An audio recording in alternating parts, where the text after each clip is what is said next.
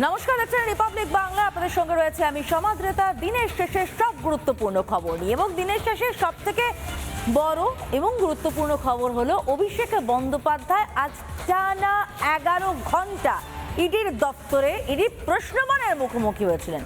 গতকাল সিআইডি, আজ এটি, আগামীকাল আবার আছে সিআইডি, এবং স্বাভাবিকভাবেই এই টানাপোড়েনে বিধ্বস্ত অভিষেক বন্দ্যোপাধ্যায়ের চোখে মুখে আতঙ্কটা একেবারে স্পষ্ট বোঝা যাচ্ছে।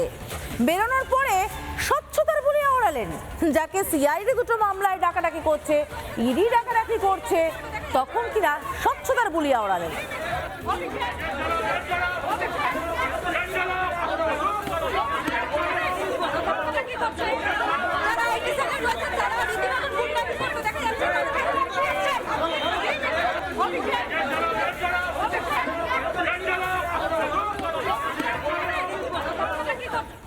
গলা কেটে দিলেও আমরা আত্মসমর্পণ করার লোক না, আমরা লড়াই করার লোক। আমাকে যতবার ডেকেছে আমি বিগত দিনেও এসেছি, আমি আগামী দিনেও আসব।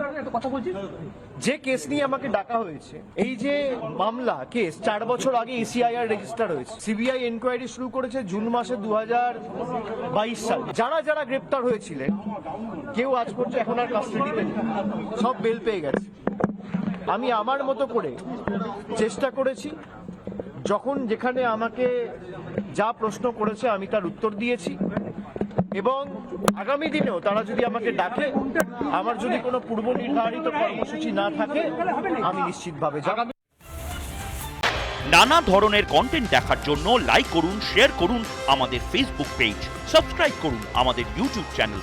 পাশাপাশি অন্যান্য ব্রেকিং নিউজের জন্য অবশ্যই চোখ রাখুন রিপাবলিক বাংলায়।